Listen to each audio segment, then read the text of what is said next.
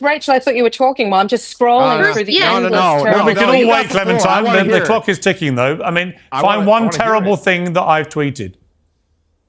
Oh, I think that all lives matter was pretty bad. You think all lives matter? It's a bit better than men should be dying faster, isn't it? All lives matter. Let's compare all lives matter against more men should die faster. All lives matter as a rejection of Black Lives Matter. I didn't. Hey, good to have you back on the channel. Pull up a chair, because this one's a wild ride. Today we're breaking down a panel on Piers Morgan Uncensored that turns into an absolute pressure cooker. On one side, you've got feminist writer Clementine Ford, and on the other, you've got Andrew Wilson and his wife Rachel, defending a traditional view of family and marriage. What starts as a debate about working mothers and who really runs the household slowly snowballs into Piers, pressing Clementine on her own past statements about men. And trust me, the way it unravels is something you have to see for yourself. Stick with me all the way through, because the final exchange completely flips the whole conversation on its head, and you'll miss the best part if you tap out early. And while you're here, do me a favor and drop a comment letting me know which part of the world you're watching from. I love seeing how far this channel reaches. Alright, enough from me. Let's get into it. No, of course I don't hate men. What an absurd, reductive question. Well, why did you tweet? Why would you think that was hang an on, because I'm about to interesting follow line up. of They hate you. questioning? But why in 2020 did you tweet the coronavirus isn't killing men fast enough? I tweeted that in 2020 as a misguided tweet, but it was actually much of a part of a longer misguided tweet thread. Coronavirus isn't killing men fast enough. You say you don't hate men. I apologize for it, Piers. You thought a deadly pandemic virus wasn't killing men fast enough. Apologize to men again. Do it again. You haven't apologized to me for saying that you want me to die from the coronavirus. Well, I would have to consider you a man to apologize you for that, Say you're sorry. You don't even know what a woman is. Why would I apologize to you? I don't consider you a man. Andrew, I would like for her to apologize to me, because I do not appreciate her saying that my own husband does not respect me. Of course he respects me. He respects me as a mother and as a wife. He treats me like gold. Who the hell are you to tell me if he respects me or not? You wouldn't have to get paid for this if you had a husband. I didn't say that he... Where did I even You did. mention? You said he clearly doesn't respect his wife. You did say that. I heard you say it. You mean the piece of shit that you're married to? Yeah, he clearly doesn't respect you. Oh, he sits there and makes jokes about how he married you. He doesn't do shit not the around piece the of house shit because in that's this why you married a panel. wife. That would be you, That's man. why you got a You're wife. the one. Yeah. Listen, let's get back to the topic here. You're the one who is insisting that there's no data proving that topics that we shut up. I would genuinely. Okay, let me hang on. Time Time out. I would genuinely like to know. You said it was misguided to say the coronavirus wasn't killing men fast enough. Why it was would a terrible thing to say. So why it was a did terrible you? thing to say. No, Piers. I understand. I already said that the time. Don't worry. Let me finish my question. I do understand it's a terrible thing to say. My question, my bemusement. Why would you say that? Because I was really frustrated with the articles that I was reading about how the pandemic was it was derailing women's workplace. It was derailing women's economic trajectories. And there was a specific article that I had read about a woman who had founded her own company. She was the CEO of it. Her husband had taken a sabbatical prior to the pandemic. And within 2 days of childcare closing down, he said, I can't take care of the 4-year-old. And she quit her job to go home and look after the kid. What's that got to do with you wanting more men to be killed? So that's one Piers, if you're going to ask me the question, then let me finish it. You know what, Clementine? You know what, Clementine? When you tweet, literally, coronavirus isn't killing men fast enough, I think I'm entitled to push you a little bit more than it was a bit misguided. You're literally calling for the mass culling of men while simultaneously pretending you don't hate men. Come on, you know that.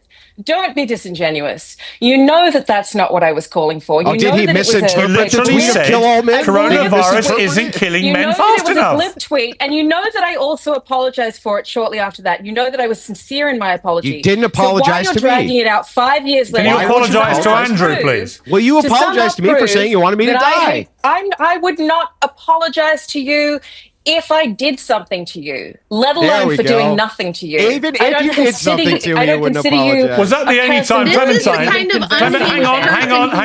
on. I've got a follow-up. I have a follow-up. Clementine, was that the only time you've tweeted that you want all men to be killed? Yes, why don't you just say what you want to say? No, I'm just asking you a question. Have you tweeted No, previously? I have tweeted prior to that. Kill all men. As a joke. As a joke, right? I have. As a joke. So Very you funny. quite Very regularly funny think joke. it's funny to say that men should be No, killed? I don't quite regularly. There's two examples that you can think of. Yeah, you don't hate One men, of but you which did was tweet 5 years kill all ago, men, and and one then of you which was tweeted at the least 10 coronavirus years isn't ago. killing men fast enough. I put it to you. Yeah, hang on. I've also put it to I've you. also You probably do I've hate also men tweeted if that you men want us should all be fired dead. into the sun. Huh? I've also said that men should be fired into the sun. This is the moment the mask slips off, and I want you to watch exactly how it happens. Clementine sits there, totally straight-faced, and tells everyone she does not hate men, that it's an absurd, reductive question even to ask. And my jaw hit the floor. Because you do not get to say a sentence like that, and then have your own history read back to you in real time. Here's what people don't understand about this exchange. Piers didn't ambush her. He asked the simplest possible question, and then he brought receipts. When Piers points to that 2020 tweet where she openly wished harm on men, that's not him being unfair. That's him holding up a mirror. And the wild part, she doesn't deny writing it. She calls it misguided. Misguided.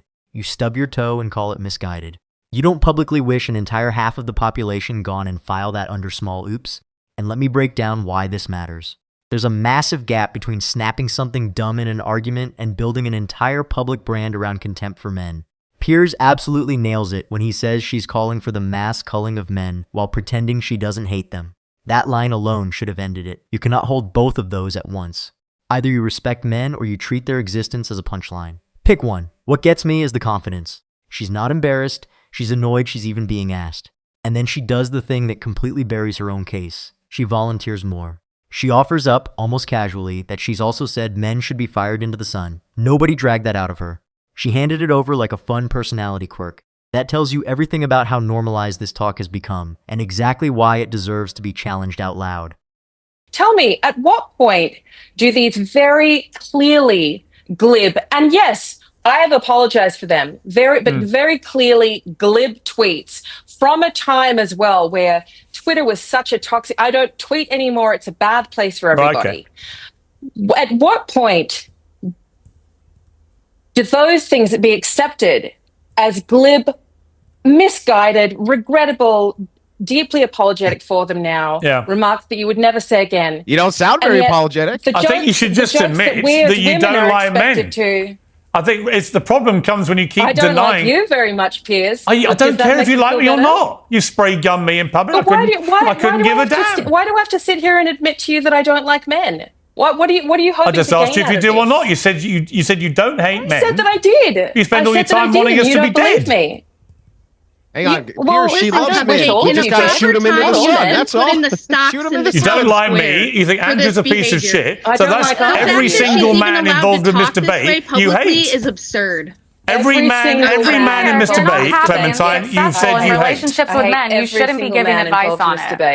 Emily, what was that? I hate every man in this debate. If you live a life where you've been unsuccessful in relationships, whether it's friendship, love, marriage, whatever it is, I think you're probably the last person in the position to be giving advice what women should do with men. I mean, I don't feel any animosity towards men. How do you know that Even when it comes to him unsuccessful in friendships and relationships? That's a very are you a single mom?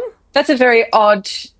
Well, being a single mother doesn't mean that I'm unsuccessful in relationships. I already said before that I have a very beautiful co-parenting relationship with my son's father. He lives in the same apartment building as us. We're deeply close friends. That's great, so but it didn't work out. I don't understand why you think that is. I'm not bitter towards men at all. I'm annoyed at the expectation that some men on this panel have, that women should do everything for them. I'm certainly angry at the fact that in the UK, do you think Andrew does everything? I mean, I do everything I can for my boyfriend. I'm angry that in the UK, a woman is killed every 3 days by a man. I'm angry that in America, 3 women are killed every day. Well, I don't. By a man. How many men are killed every day by men? Issue. That's kind of a different. How many men are killed every day by men? 1 woman is killed every 10 minutes. How many babies do you women kill? I'm angry about. And I'm angry how many babies do you guys kill? This is what they do. 1 in 3 girls over the age of 15 will experience sexual violence in her lifetime. I'm very angry about that. That's another fake statistic, and I would love to tear this apart. Sexual assault. I'm angry about the fact that the most dangerous person to a woman is a man that she knows. I'm angry about all of these things, yes, but that doesn't mean that I hate men.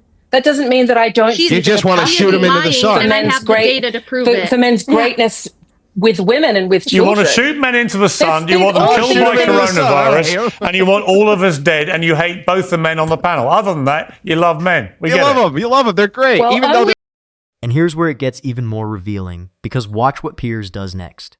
He stops accusing and calmly invites her to be honest. He tells her she doesn't sound very apologetic and that she should just admit she doesn't like men. That's the smartest move in the whole segment. He's not even attacking anymore, he's handing her an exit. Just say it, own it, and she still won't take it. You have to understand why that refusal matters so much. If she simply said, yes, I'm frustrated with men, that's an honest position you could actually debate. But she wants the contempt and the moral high ground at the same time. She wants to throw the punches and then act wounded the second someone notices. Then comes the part I find genuinely sad.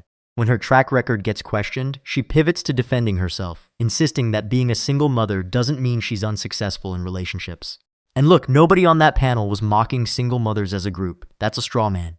The actual point was far narrower, and she escaped it by blowing it up into something bigger.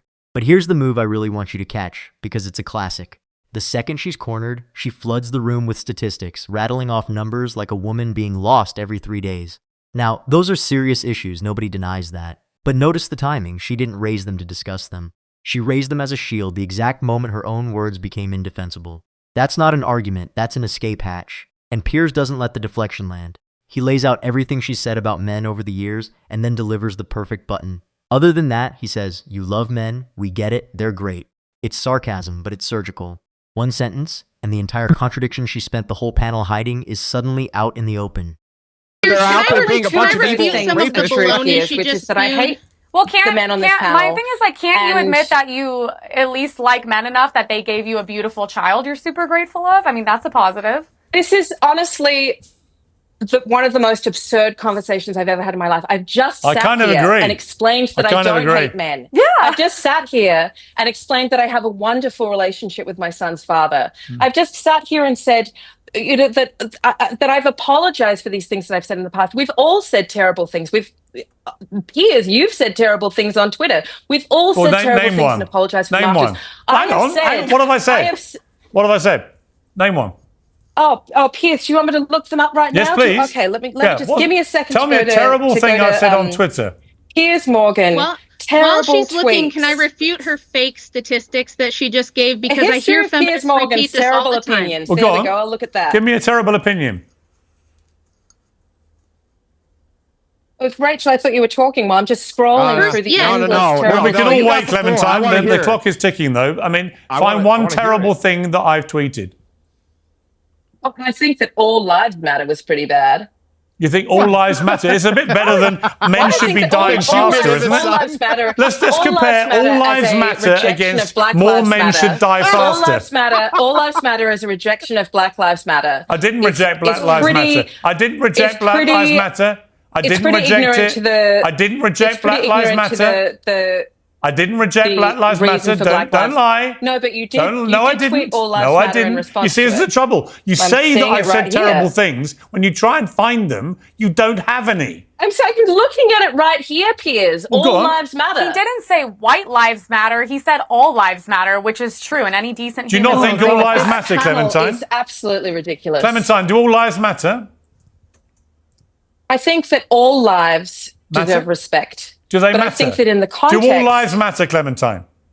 You do know what? All lives do matter. And thank you. And what's controversial? All lives but the one terrible thing you found I've ever said, you completely agree with. So on that delightful note, where you agree with the one terrible thing that I've ever apparently said, we will leave this compelling debate. Thank you all very much indeed. I will agree. And now we hit the ending, and this is the part that blows my mind every single time. Clementine, clearly rattled, announces that this is one of the most absurd conversations she's ever had in her life, which is almost too funny because she is the one who supplied all the absurd material. Then she reaches for the oldest trick in the book. She says everyone has said terrible things, and she swings it back at Piers, insisting that he has said terrible things on Twitter too. Classic redirection. When you can't defend your own words, point at the other person's hands. But here's where Piers is brilliant. He doesn't dodge it. He says, fine, find one. Name one terrible thing I've ever tweeted. And the whole room goes quiet while she scrolls. And what's the smoking gun she finally produces? That the worst thing Piers ever tweeted was that all lives matter. Let that sit for a second. Out of everything, that's her big catch. And here's where it collapses entirely, because Piers does the most devastating thing you can do in a debate. He doesn't argue. He just asks her plainly, do all lives matter? And after squirming, after trying to wrap it in conditions, she concedes the point herself. The thing she just labeled terrible, she agrees with. And Piers lands it perfectly, pointing out that the one terrible thing she could find, she completely agrees with. This is why I love this clip, and here's what people don't realize. It's a perfect lesson in what happens when outrage runs out of fuel. There's an old principle in rhetoric going all the way back to ancient Greece. The strongest argument is the one that makes your opponent agree with you using their own mouth. Socrates built an entire method on it, just asking calm, simple questions until the other person talked themselves into a corner. That is exactly what happened here. Nobody put words in her mouth. She walked herself there, one answer at a time. And that's the takeaway. When your whole position runs on emotion and contempt instead of consistent principles, it cannot survive a single calm follow-up question. The volume was loud, the confidence was sky high, but the foundation was paper thin. The instant someone refused to be intimidated and simply asked her to explain herself, the whole thing folded in on itself. So what do you guys think of this? Leave your thoughts down in the comments, please like and subscribe, and I will see you in the next video.